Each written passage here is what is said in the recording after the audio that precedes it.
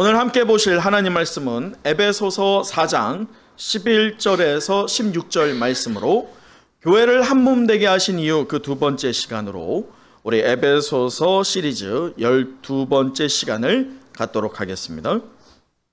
사랑하는 은성의 영가족 여러분, 우리가 거듭난 이후에 우리 주변 사람들을 섬기는 사역에 동참하게 됩니다.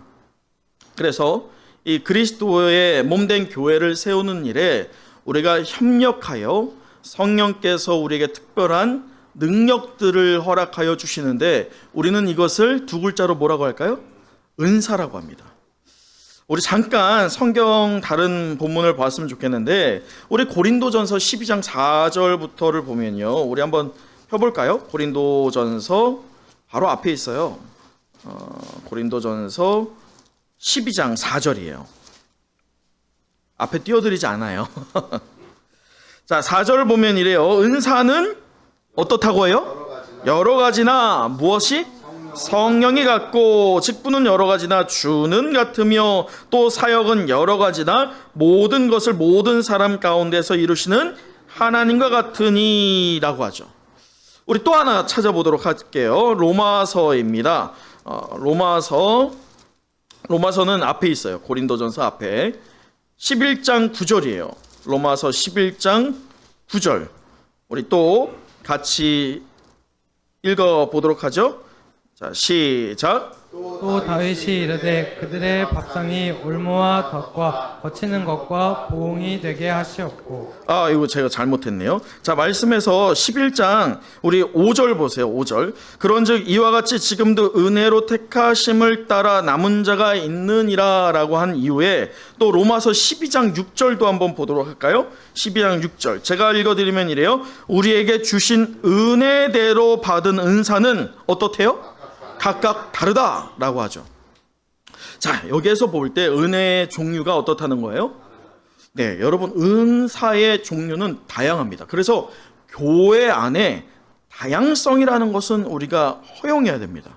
교회 안에 각각 은사를 제각각 받았다. 그러나 한 성령 안에 받았다. 또 한 그리스도를 섬긴다. 또 한 하나님을 따른다. 라고 하는 그 큰 굴레 아래에서 우리는 동일한 신앙 안에서 은사를 발휘하게끔 되어 있어요. 자, 여러분이 은사를 좀 이해하기 위해서 제가 소고기에 빗대서 한번 좀 설명을 해보고자 합니다. 고기 좀 먹어보신 분들은 알 거예요. 소고기 중에서 버릴 부위가 있을까요? 있어. 어딜까? 기름도 다 먹어요. 왜냐면 기름도 다 씁니다. 소는 버릴 게 하나도 없다라고 하는 아주 사람에게 유익한 동물입니다. 그래서 우리 소고기를 볼 때, 여러분 미역국 할 때면 우리는 이 양지머리나 또는 사태를 쓰는 게 적합합니다. 다른 고기를 쓸 수도 있어요. 다른 고기를 쓰면 어떨까요? 그런데 맛이 없어요. 퍽퍽해집니다. 또 불고기감으로는 어떤 살을 쓰느냐? 우둔살이나 목살이 좋습니다. 물론 등심이나 안심이나 갈비살이나 살치살 이런 고급적인 고기를 사용할 수도 있겠지만 사실은 딱 그 메뉴에 적합한 우리 조상이 대대로 물려준 그 조리법을 보자면 음식에 무엇이 있다고 해요? 궁합이 있다고 하죠. 그래서 그 음식에 적당한 재료를 딱 썼을 때 가장 최고의 맛을 발휘한다라고 우리는 봅니다. 그래서 소고기를 따져보자면 그래서 이 음식에는 딱 이 고기가 좋아라고 우리가 그렇게 생각을 하죠. 그런데 여기에서 은사도 마찬가지예요. 은사도 우리가 다양한 은사, 모든 은사가 여러분에게 있으면 참 좋겠지만 사실 여러분 모든 은사 갖고 있어요? 아니죠. 은사는 우리가 갖고 있지만 많아야 한두 개입니다. 근데 우리가 은사를 갖고 있을 때 오해하는 게 있어요. 은사를 갖고 있으면서 내게 주신 것을 감사하기보다 어떻게 합니까? 남의 것을 부러워할 때가 있어요. 또는 남과 비교했을 때 내 은사가 더 좋다라고 여기면서 어떻게 해요? 교만할 때가 있어요. 이 은사라고 하는 것은 그래서 어떤 양면성을 갖고 있게 됩니다. 그런데 이 은사를 부러워하거나 비교하는 것은 사실 온전한 은사를 반응하는 성도의 자세가 아니라, 특별히 여러분에게 제가 이 은사를 잘 발휘하는 아주 비결을 알려드리도록 하겠습니다. 알려드릴까요? 네, 그거 알려드리면 바로 어떻게 하는 것이냐. 여러분이 갖고 있는 은사가 잘 뭔지 모르겠단 말이죠. 또 그 은사가 잘 활용하고 있는지 잘 모르고, 또 이 은사가 사실은 주신 것이 있으면 그 주신 것을 우리가 또 어떻게 해야 될까요? 더 성장시켜야 됩니다. 처음에 받은 은사가 마치 달란트의 비유와도 같아요. 한 달란트 받은 자가 어떻게 됐어요? 그것을 어떻게 합니까? 땅에 묻어놨어요. 그럴 때 사실 그 달란트를 잃어버린 것도 아니라 달란트 그대로를 보존하고 있었지만, 주인이 돌아왔을 때 그 달란트 하나를 가지고 그대로 주인에게 온 자를 향하여서 뭐라고 말합니까? 악하고 게으른 종아라고 해요. 우리에게 분명히 은사를 주셨을 때 그 은사를 처음 주셨을 때 것을 그대로 유지하는 것, 거기에서 머물러서는 안 돼요. 그 은사를 우리는 개발할 수 있어야 되고 발전시켜야 됩니다. 그럴 때 그 발전시키고 개발하는 방법, 비결이 있다는 거예요. 그 비결이 무엇이냐? 뭘까요? 해보는 거예요. 어디에서요? 교회에서. 교회에서 내가 은사를 갖고 있는 것 같은데, 이게 맞나? 아닌가? 그것을 망설이다 보면 결국은 어떻게 돼요? 못해요. 해보는 거예요. 봉사하는 부분으로, 섬기는 부분으로 우리가 해보는 거예요. 실수가 있어요, 없어요? 있어도 돼요. 왜냐? 우리가 공동체라고 할 때 그 실수를 어떻게 할 수 있으니까? 용납해 줄 수 있으니까. 해볼 때 미숙하고 어리숙할지 모르지만 해보다 보면, 또 그렇게 적용하다 보면 이 은사가 어떻게 됩니까? 더 많이 개발이 되고, 나한테 이런 은사가 있었구나 라고 여겨지면서 더욱더 그것들을 활용한 결과로 어떻게 될까요? 그 결과가 교회가 더욱더 든든히 서가게 될 줄 믿습니다. 사랑하는 성의 영가족 여러분, 여러분에게 하나님이 분명히 은사를 주셨을 줄 믿습니다. 그런데 오늘 말씀에 보면 사도 바울은 이 은사를 무엇과 연결짓고 있느냐? 오늘 말씀에 우리 11절 같이 읽어보도록 하죠. 오늘 말씀 11절이에요. 자, 시작. 그가 어떤 사람은 사도로, 어떤 사람은 선지자로, 어떤 사람은 복음 전하는 자로, 어떤 사람은 목사와 교사로 삼으셨으니. 여러분, 여기에서 보면 사도, 선지자, 복음 전하는 자, 목사와 교사, 어떻게 보면 교회를 운영해가는 상위 계층을 말하는 것처럼 보여질 수도 있어요. 하지만 이것을 그냥 통칭해서 저는 오늘 직분이라고 여겨보고자 합니다. 곧 은사의 대표적인 것을 사도 바울이 무엇으로 말하고 있어요? 직분이라고 말하는 거예요. 자, 그렇게 따지면 이 자리에 직분이 없는 자가 있어요? 없어요. 여러분 다 최소한 서리 집사 이상이고, 그리고 안수 집사요, 권사요, 장로, 그리고 목사입니다. 우리는 다 직분을 갖고 있단 말이에요. 그럴 때 우리에게 허락된 이 직분을 통해서 우리가 어떤 믿음 생활을 해야 될지에 대한 해답을 제시해 줍니다. 여러분 기억하세요. 우리가 지난주에 교회의 속성 3가지를 살펴본 바가 있어요. 그 중에 첫 번째를 지난주에 살펴봤죠. 첫 번째가 뭐예요? 통일성이죠. 그 통일성이 무엇이냐? 사도 바울이 교회를 무엇에 빗대어서 설명했습니까? 몸에 빗대어서 설명했죠. 그래, 몸이 하나요라고 하면서 몇 가지를 들어서 하나를 증명했어요? 7가지를 들어서 하나라고 하면서 교회가 하나다. 곧 믿음도 하나고 성령도 하나고 예수 그리스도도 하나고 하나님도 하나다라고 하면서 교회 공동체가 하나여야 되는 그 분명한 통일성이라고 하는 속성에 대해서 이야기한 바가 있습니다. 그러면서 우리가 교회가 하나가 되기 위해서 무엇을 할지를 적용했던 바가 우리 지난주예요. 그러면서 기억하세요. 두 번째가 무엇이라고 했어요? 제가? 보편성이에요. 그 보편성을 오늘 사도 바울이 은사, 곧 직분을 통해서 우리에게 이해케 합니다. 그러다 보니까 좀 방향이 살짝 놓치면 끊어질 수 있으니까 잘 따라오셔야 돼요. 여러분, 저는 우리 은성교회 담임 목회 직분을 갖고 있는 자입니다. 저 역시나 하나의 직분입니다. 저는 사실 담임 목사라고 불리기보다는 우리는 다 무엇입니까? 성도예요. 우리는 성도예요. 직분이 다를 뿐이에요. 저는 목사로서, 담임 목사로서 여러분들에게 어떤 방향성을 제시하고 그리고 좀 더 옳은 신앙을 갖도록 도움을 주는 역할이지, 사실 하나님의 입장에서 저나 여러분이나 큰 차이가 없이 우리는 다 무엇이라고요? 성도예요. 그럼에도 불구하고 제가 담임 목사를 하면서 갖는 어려움들이 사실 있어요. 여러분, 제가 어려운 일들이 있다는 거 좀 아세요?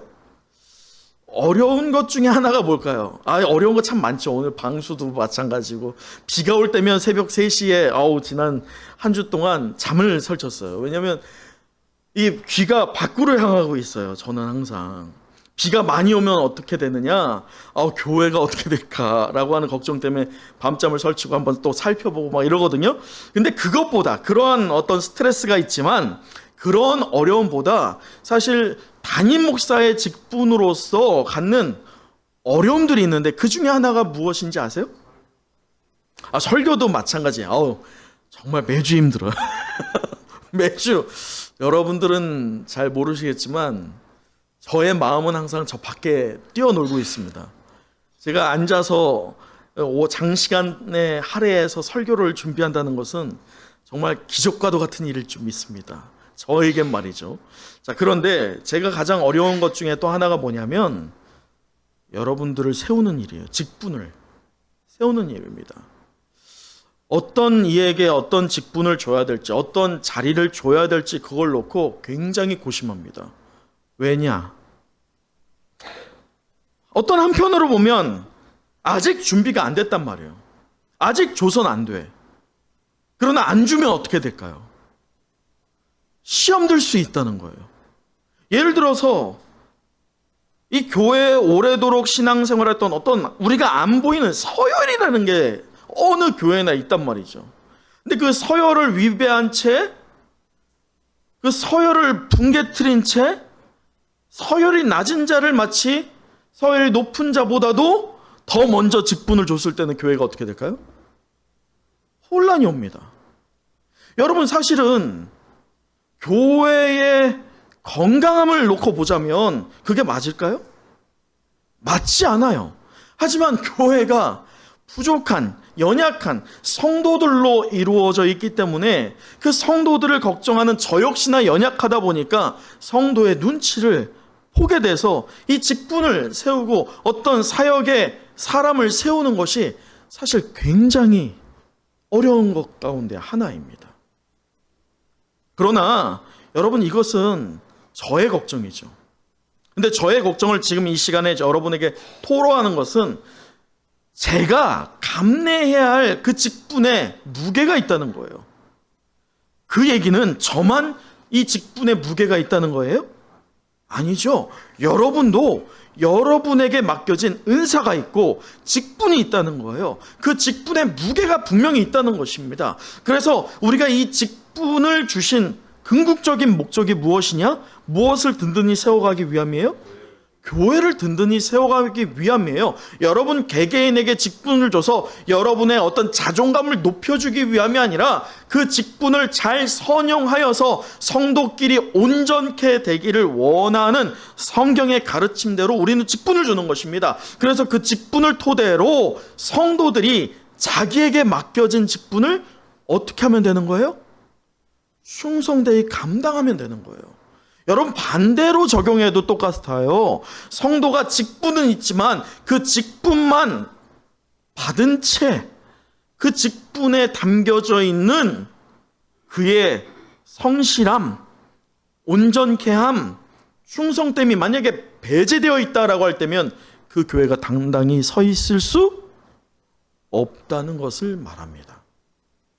그래서 오늘 사도 바울이 오늘 우리에게 가르치고 있는 것은 두 가지를 이야기합니다.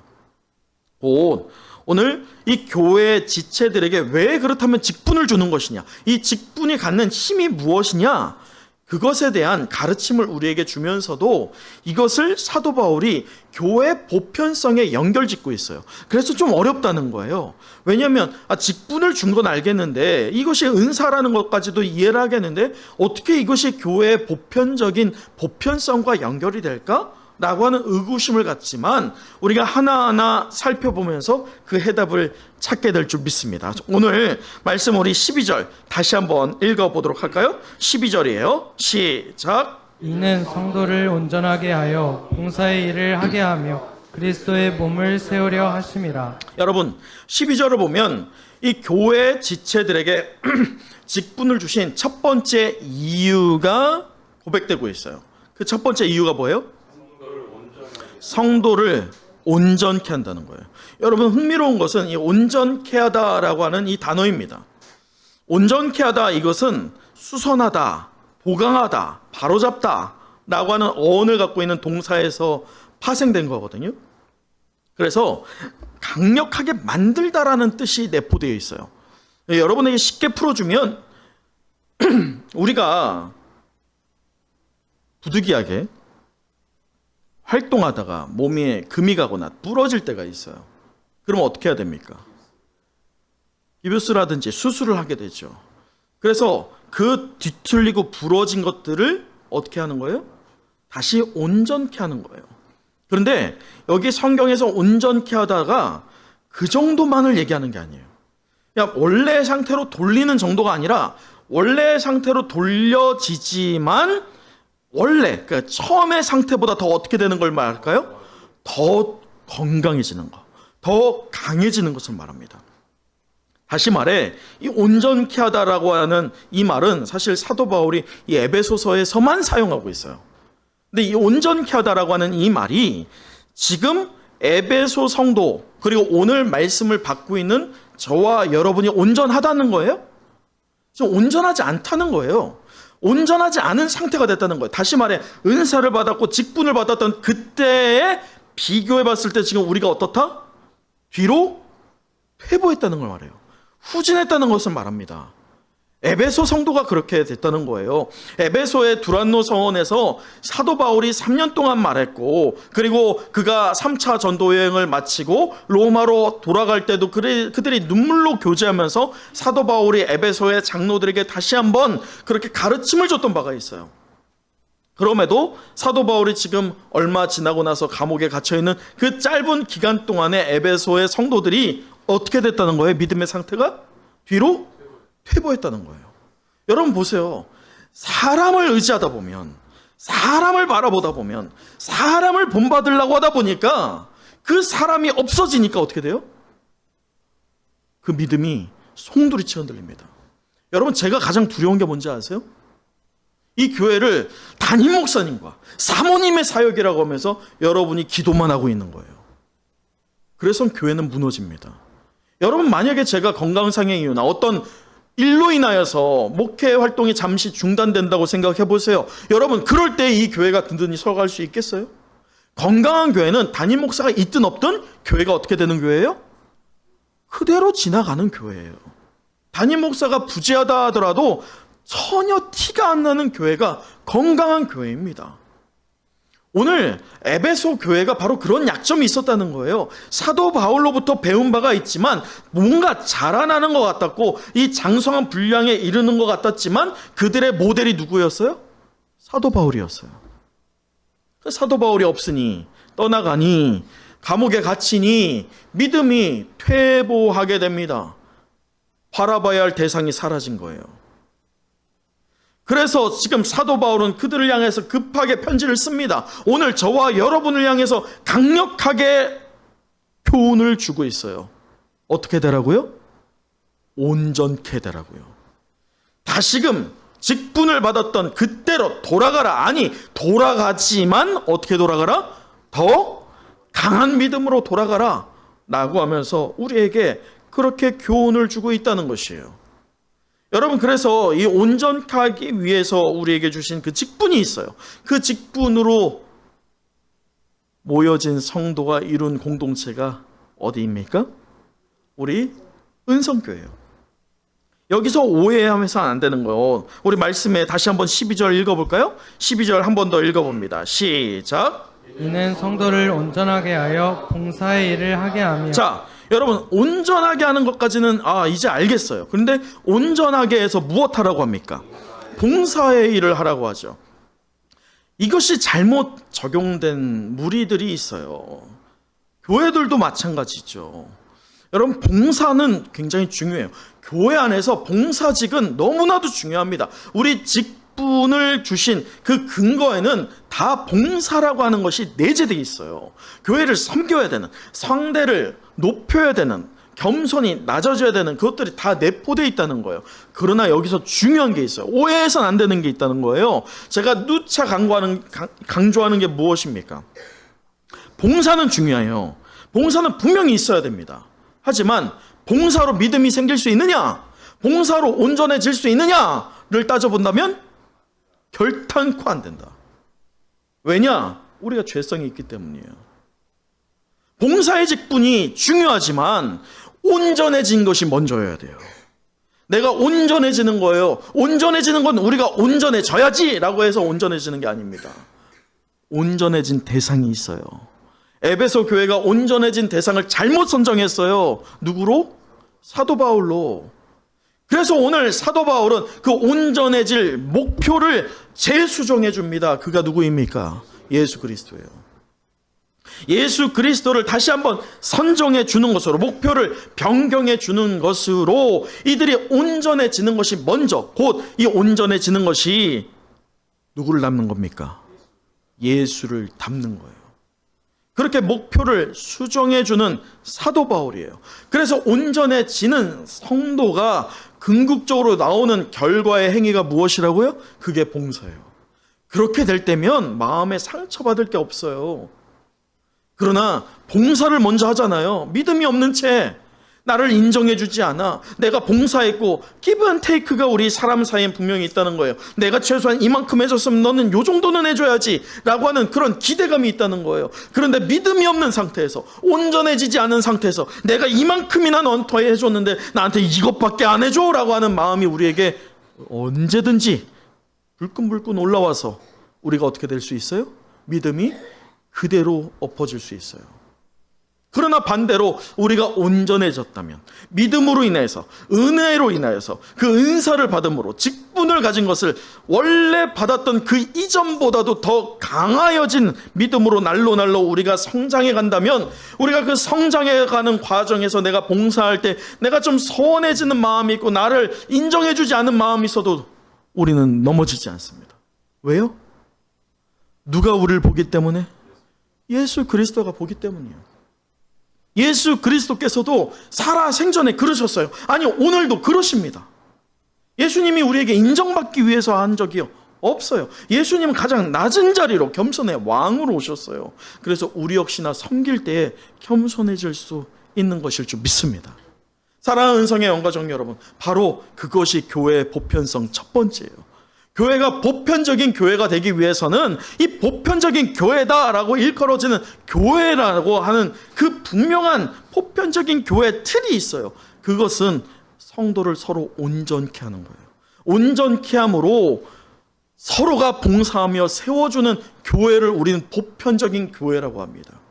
만약에 그 틀에서 벗어나 있다? 성도가 서로 온전해지지 않는다? 온전케 하기 위해서 봉사하지 않는다? 그 교회가 아무리 크고 아무리 성도들이 많이 모인다 할지라도 그 교회는 교회가 될 수 없는 거예요. 그냥 사람의 모임이죠.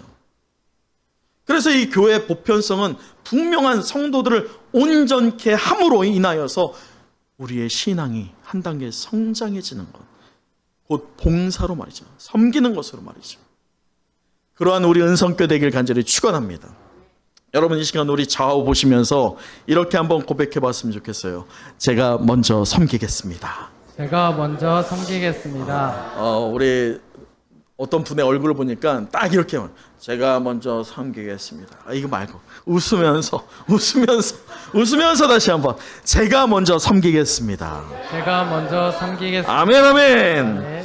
여러분, 그 두 번째 직분을 주신 두 번째 이유는 13절에 나오고 있거든요. 우리 13절도 한 번 더 읽어보도록 하죠. 13절입니다. 시작. 우리가 다 하나님의 아들을 믿는 것과 아는 일에 하나가 되어 온전한 사람을 이루어 그리스도의 장성한 분량이 충만한 데까지 이르리니. 이 장성한 분량에 이르는 것, 그것이 직분을 주신 두 번째 이유입니다.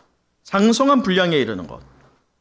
여러분, 이 장성한 분량, 그리스도의 장성한 분량이라고 한다면 이걸 어떻게 이해해야 되냐면 누구까지로 우리가 목표를 잡아야 돼요?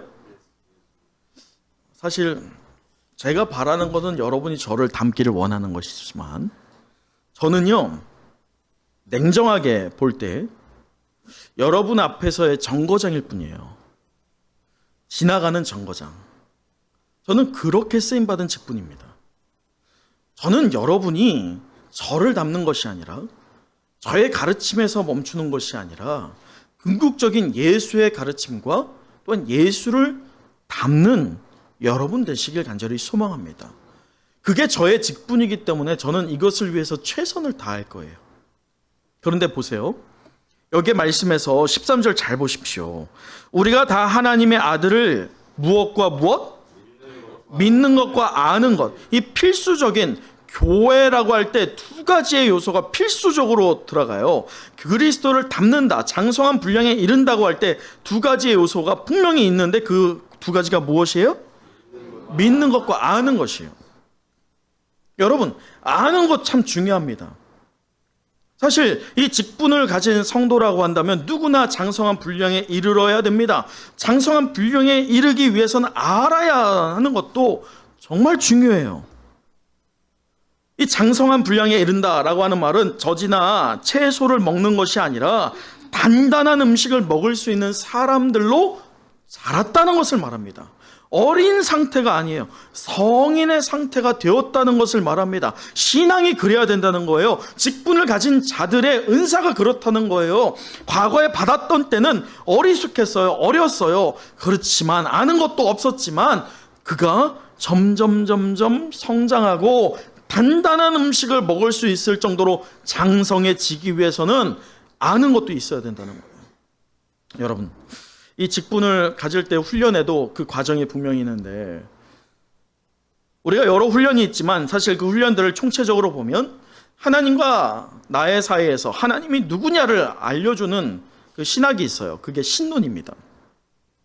또한 그 신론 이후에 내가 누군지, 내가 왜 죄인인지 알게 하는 또 신학이 있습니다.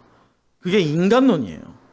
근데 인간의 그 죄악됨을 절대로 해소할 수 없는데 하나님께서 우리를 그대로 방치하지 않으시고 하나의 구원의 도구를 허락하여 주셨는데 그분이 예수 그리스도다. 이것이 기독론입니다.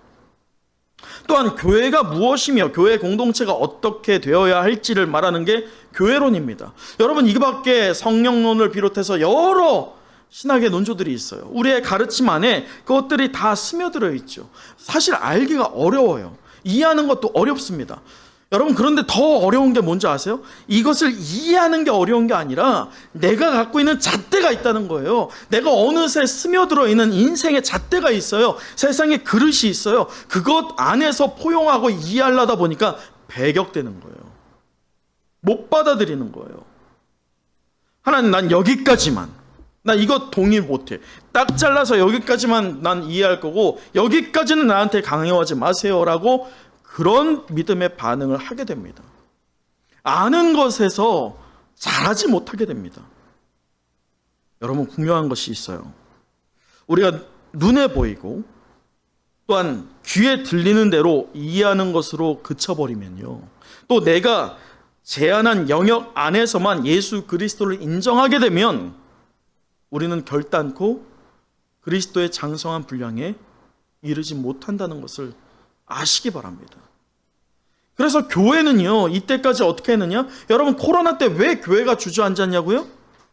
교회가 적당히 타협했거든요. 성도들이 싫어하는 것, 성도들이 부담 갖는 것 안 했어요. 가르쳐야 하는 것 안 했단 말이에요. 그냥 복만 얘기했어요. 잘 믿으면 복 받아, 은혜 있어, 이것만 얘기했지, 성도들이 믿음 생활할 때 무엇이 필요하며 왜 아는 것이 왜 중요한 것이며 또 믿음이 온전해야 되는 이유가 무엇인지를 부담되니까 가르치지 않았어요. 그 결과 어떻게 됩니까? 복이라는 게 눈에 보여야 되는데 코로나로 인해서 누군가는 죽어가고 누군가는 사업적인 어려움이 눈에 보여지니까 눈에 보여지는 대로 들리는 대로 그렇게 한정지었던 믿음이 어떻게 돼요? 그냥 다 무너지는 거예요. 여러분, 두려운 게 뭔지 아세요? 우리는 무너져요. 그러나 더욱더 무서운 것은 누가 무너집니까? 우리의 미래되는 다음 세대가 무너진다는 거예요. 여러분, 참 은혜인 것은 그럼에도 우리 은성교회 이 다음 세대 공동체가요, 약진하여 앞으로 가면서 조금씩 늘어가요. 참 은혜죠. 네. 이 시대에 다음 세대 공동체가 사라지는 곳이 얼마나 많은지 아십니까? 큰 교회들만 있어요. 작은 교회들은 다음 세대가 없습니다. 여러분, 왜 안 할까요? 왜 없을까요? 왜 없는지 아세요? 돈이 안 되니까. 돈이 안 되거든요. 경제 이율로 따져봤을 때 이 정도 투자하면 이 정도의 가치가 뽑아져야 되거든요. 단기간에 나와야 되는데 1년 예산을 통틀어 봤을 때 분명히 많은 돈이 지출이 되는데 헌금도 제대로 거치지도 않을 뿐만 아니라 얘들이 언제 자라서 교회에 좀 돈을 벌어 드릴까, 이 생각이 교회 가운데 있었던 거예요. 그러니까 경제 원리로 따져볼 땐 다음 세대에 투자하는 게 현명합니까? 아니에요. 그래서요, 교회를 잘 보세요. 요즘 교회들이 어디에 투자 많이 하는지 아세요? 실버 사역입니다. 할머니, 할아버지들. 왜 그럴까요? 돈이 있거든. 돈이 있거든. 할머니, 할아버지들한테 마지막에 그분들한테 잘해주잖아요? 지갑이 열리거든요. 그래서 어떤 목사님들은 이렇게 말합니다. 다음 세대가 아니라 실버 사역을 준비해야 된다고 말해요. 중요해요. 중요하지 않다는 게 아니에요. 그러나 다음 세대가 준비되지 않으면 우리가 이렇게 온전한 교회로 장성한 분량에 이르러서 그 장성한 분량이 우리 자녀들에게 그렇게 유산으로 흘러가지 않으면 교회는 사라집니다. 교회의 미래를 보자면 당연한 거 아니겠어요? 여러분, 그러기 때문에 우리가 저를 모방하려고 하는 것도 아니라 우리가 목표를 재수정하셨으면 좋겠어요. 예수를 닮아가는 여러분 되시기를 원합니다. 여러분, 예수를 닮아가기 위해서 어떻게 하셔야겠습니까? 말씀을 봐야 돼요. 말씀 가운데 주님이 내게 뭐라고 말씀하시는지 저의 입을 통해서가 아니라 저의 입은 여러분에게 정거정받게 되지 않아요. 궁극적인 가르침을 주시는 주님의 음성을 듣기를 간절히 소망합니다. 여러분, 그렇게 될 때 말씀에서 보는 것처럼 우리에게 한 가지 더해지는 사역이 있어요. 우리가 그렇게 주를 닮아갈 때 분명히 주님이 우리에게 주시는 한 가지, 우리로서는, 저로서는 여러분에게 줄 수 없는 한계점을 주님을 닮아갈 때, 주님을 닮아가면서 그렇게 장성한 분량에 이르고자 할 때 허용해 주십니다. 그게 15절 후미에, 아니 16절에 나오죠. 우리 16절 같이 읽어보도록 하죠. 16절입니다. 시작. 그에게서 온몸이 각 마디를 통하여 도움을 받음으로 연결되고 결합되어 각 지체의 분량대로 역사하여 그 몸을 자라게 하며 사랑 안에서 스스로 세우느니라. 무엇 안에서? 여러분, 이게 사사로운 저와 여러분 사람 사이의 사랑이 아니에요. 그리스도의 사랑입니다. 죽기까지 우리를 사랑하신 사랑하심이 이렇게 우리가 서로를 장성한 분량에 이르도록 할 때에 주님이 허락하신다는 거예요. 이것이 바로 교회의 두 번째 보편성이에요. 여러분, 교회라고 한다면 당연히 장성한 분량에 이르도록 해야 됩니다. 쉼이 없어야 돼요. 쉬는 순간요, 우리가 잠시 방심하는 순간 사탄은 바로 우리를 공격해요. 그렇기 때문에 우리는 공동체를 이루는 거예요. 혼자로서는 넘어질 수밖에 없고 부러질 수밖에 없어요. 그러나 삼겹줄은 어떻다고요? 끊어지지 않습니다. 여러분, 그래서 여러분의 신앙 공동체 안에서, 구역 안에서 또는 전도회 안에서 이 신앙의 삼겹줄이 분명히 있어야 됩니다. 나를 위해서 기도해 줄 두 명이 있다면, 또 여러분이 누군가를 기도해 줄 두 명이 있다면 그 공동체는 분명히 생명이 있어요. 여러분, 우리 좌우 이렇게 보시면서 이렇게 다시 한번 웃으면서 고백해 볼게요. 내가 당신의 삼겹줄 되겠습니다. 내가 당신의 삼겹줄 되겠습니다. 당신도 나의 삼겹줄이 되어주세요. 당신도 나의 삼겹줄이 되어주세요. 여러분, 삼겹줄이 될 때 끊어지지 않습니다. 오늘 말씀을 마칩니다. 오늘 우리는 교회를 한몸 되게 하신 이유 그 두 번째 시간으로 에베소서 강의 12번째 시간을 가졌습니다. 우리 마지막으로 16절 한 번 더 읽어보도록 하죠. 16절 시작. 그에게서 온 몸이 각 마디를 통하여 도움을 받음으로 연결되고 결합되어 각 지체의 분량대로 역사하여 그 몸을 자라게 하며 사랑 안에서 스스로 세우느니라. 아멘. 아멘. 여러분, 나홀로 성장이라는 건 교회 공동체 안에 있을 수 없어요. 주님이 그렇게 주시지도 않아요. 교회가 만약에 한두 명의 사람으로 성장을 이룬다? 그 교회는 교회가 될 수 없어요. 온전한 교회가 아니기 때문입니다. 그래서 우리 아이들을 보세요. 아이들을 볼 때 아이들이 성장할 때 어떻게 성장해요? 손만 커집니까? 다리만 커집니까? 머리만 커져요? 그래서 우리 예담이가 크지 않고 있어서 좀 걱정인데, 그럼에도 예담이를 제가 아침마다 보면 감사한 게 있어요. 뭐냐면 조금씩 커지죠. 근데 어떻게 커져요? 전체적으로 커지더라는 거예요. 여러분, 그게 바로 성도예요. 그게 바로 교회입니다. 성장을 이룰 때 한두 사람이 성장한다고 교회가 성장하느냐? 결코 그러지 않아요. 교회는 다 같이 성장하는 공동체입니다. 오늘 16절이 말하는 것처럼 이 각 마디를 통하여서요, 우리가 서로가 서로에게 유기적인 연합함을 통해서 서로 온전케 하고 또 장성한 분량에 이르게 될 때에 교회는 든든히 서갈 줄 믿습니다. 여러분, 그래서 우리가 이러한 보편적인 교회 대표되는 은성교회를요, 저만 만들어가는 거 또는 우리 몇 사람만 통해서 만들어가는 거 불가능합니다. 우리 함께 여러분이 허락된 그 은사를 총동원해서 할 수 있는 영역 안에서 충성을 다하여서 우리가 하나됨 안에서 연합함을 이루어서 통합함과 또한 보편적인 교회의 됨됨이를 든든히 세워가는 우리 은혜와 성령이 함께하는 은성교회 여러분 모든 지체 되기를 간절히 축복합니다.